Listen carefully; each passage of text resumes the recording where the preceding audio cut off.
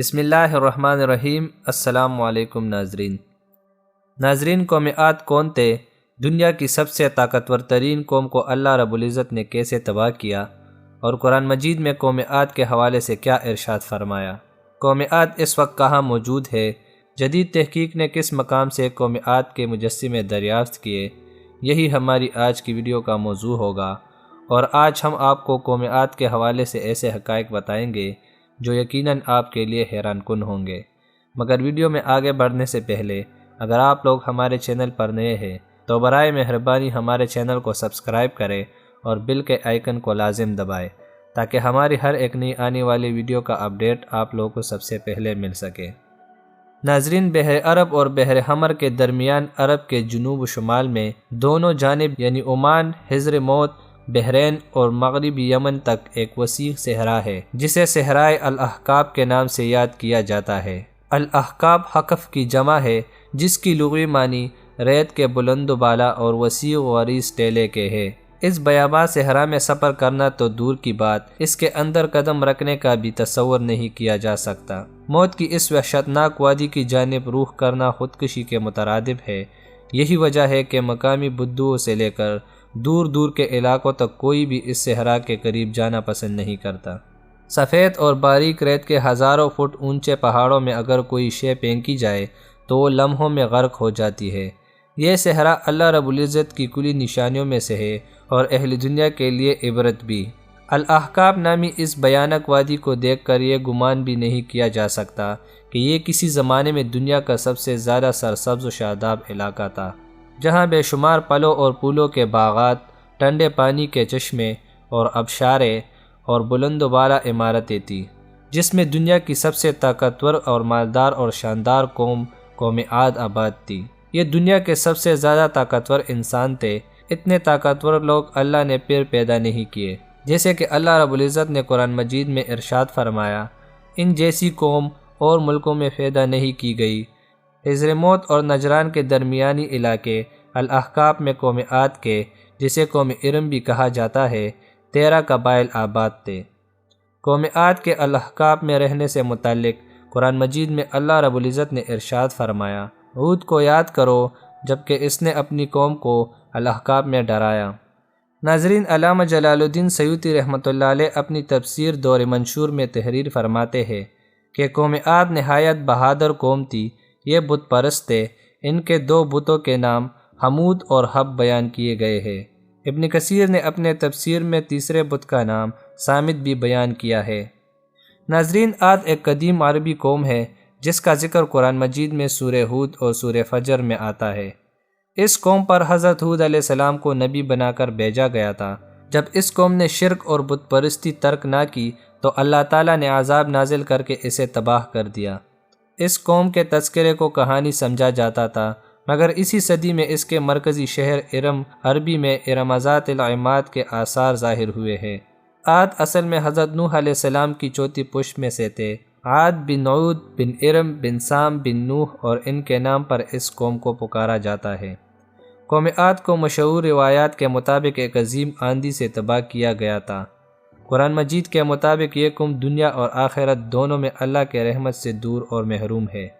ناظرین، جدید تحقیق کے مطابق یہ قوم 3000 سال قبل مسیح سے لے کر پہلی صدی عیسوی تک موجود تھی۔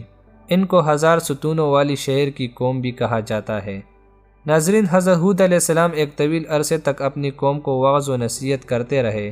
کبھی وہ انہیں اللہ کی طرف سے عطا کی ہوئی نعمت یاد دلاتے تو کبھی عذاب الہی سے ڈراتے، مگر وہ بہرے اور اندھے رہے۔ تاریخی کتابوں میں ہے کہ حضرت ہود علیہ السلام مسلسل 50 سال یا اس سے بھی زیادہ درس و نصیحت میں مصروف رہے۔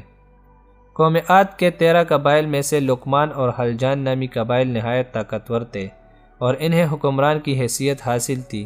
حضرت ہود علیہ السلام نے جب دعوت حق دی اور کفر اور شرک چھوڑ کر ایک اللہ کی بندگی کی طرف بلایا تو لقمان قبیلے نے سخت مخالفت کی اور حضرت ہود علیہ السلام کے دشمن ہو گئے۔ اس کے برعکس دوسرے قبیلے حلجان نے حضرت ہود علیہ السلام کی باتوں پر غور کیا اور ان میں سے اکثر جلد ہی آپ کی دعوت کو قبول کر کے ایمان لے آئے۔ حضرت ہود علیہ السلام نے اپنی قوم کو رائے حق پر لانے کی ہر ممکن کوشش کی، مگر قوم نے ان کی دعوت قبول کرنے سے انکار کر دیا تو بالآخر انہوں نے بارگاہ الہی میں مدد کے لیے دعا کی، جسے قرآن کریم نے یوں بیان کیا۔ نبی نے دعا کی کہ اے پروردگار، انہوں نے مجھے جھوٹا کہا ہے، پر تو میری مدد فرما۔ اللہ نے اپنے نبی کی فریاد کے جواب میں فرمایا، اے نبی، یہ بہت جلد اپنے کیے پر پچھتانے لگیں گے۔ ناظرین، اللہ رب العزت نے اپنی نبی کی دعا قبول فرمائی اور قوم عاد پر عذاب کی ابتدا ہو گئی۔ بادلوں کے فرشتے کو حکم دیا گیا کہ اب بارش نہ برسائی جائے۔ چشموں کے فرشتے کو حکم دیا گیا کہ ان کے ٹھنڈے اور میٹھے پانی کو خشک کر دو۔ ناظرین، روایات میں آتا ہے کہ دیکھتے ہی دیکھتے ان کے سرسبز و شاداب کھیت و باغات سوکھنے لگے اور مویشی مرنے لگے، یہاں تک کہ لوگ پینے کے پانی کو ترسنے لگے۔ کثیر تعداد میں پیدا ہونے والے پھل اور اناج ناپید ہو گئے۔ پوری قوم خشکسالی کا شکار ہو کر بے حال اور پریشان ہو گئی۔ یہ سلسلہ مسلسل 3 سال تک جاری رہا۔ حضرت ہود علیہ السلام نے اپنی قوم کی طرف دیکھا تو پریشان ہو گئے۔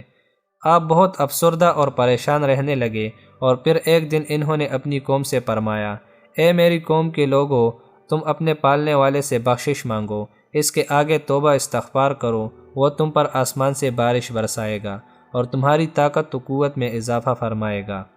قرآن کریم اور احادیث مبارکہ میں توبہ و استغفار کے بڑے فوائد بیان کیے گئے ہیں۔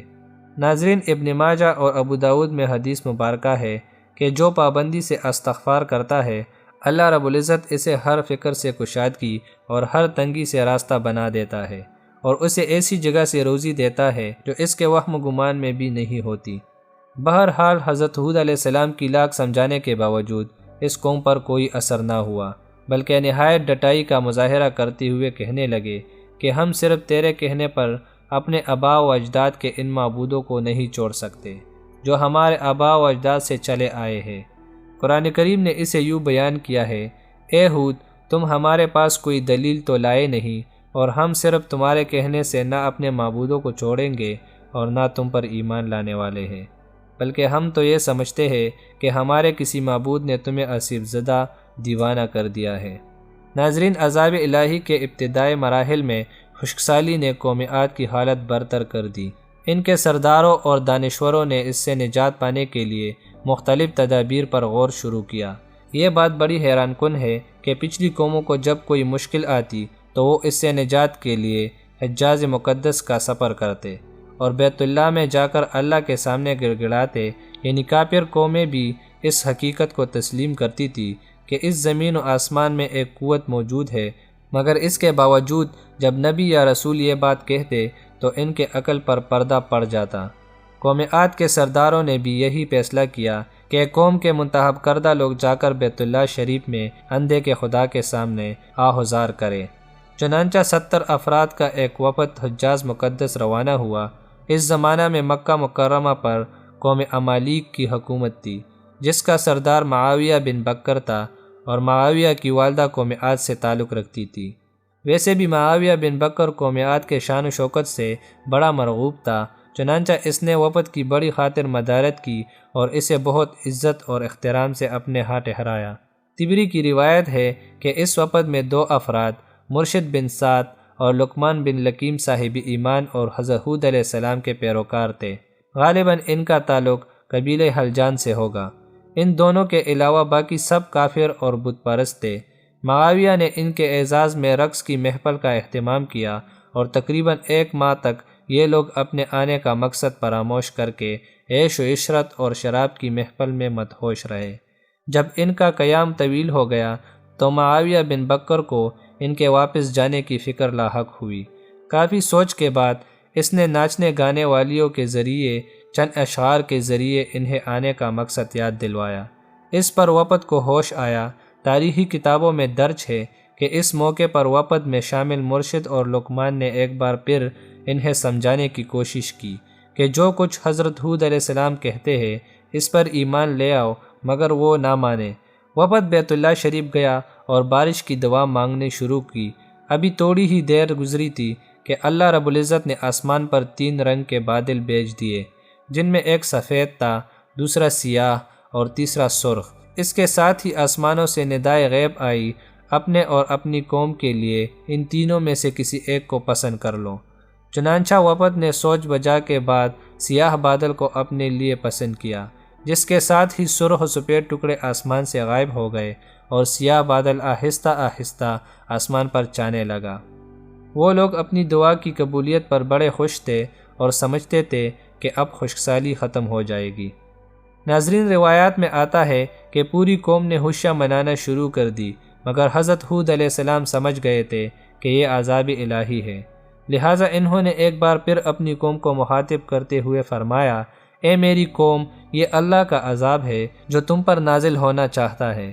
پھر انہوں نے اللہ تعالیٰ کا فرمان انہیں سنایا، نہیں بلکہ دراصل یہ ابر و عذاب ہے جس کی تم جلدی کر رہے تھے، یہ ہوا کا طوفان ہے جس میں دردناک عذاب چلا آ رہا ہے، جو اپنے رب کے حکم سے ہر چیز تباہ کر ڈالے گا۔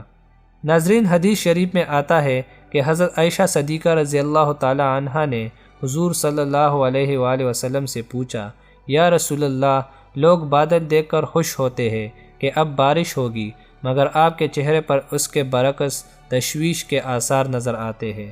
آپ صلی اللہ علیہ وآلہ وسلم نے فرمایا، عائشہ، اس بات کی کیا ضمانت ہے کہ اس بادل میں عذاب نہیں ہوگا، جبکہ ایک قوم ہوا کے عذاب سے ہلاک کر دی گئی تھی۔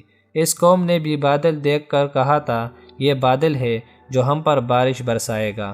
ناظرین، روایت میں آتا ہے کہ قوم عاد اس عذاب کو بصورت بادل اپنی بستیوں کی طرف آتے ہوئے دیکھا تو کہنے لگے، یہ تو بادل ہے، ہم پر بارش کرنے والا ہے۔ قرآن کریم میں ہے کہ اللہ رب العزت نے تیز آندھی کا یہ عذاب 7 راتوں اور 8 دنوں تک مسلسل جاری رکھا۔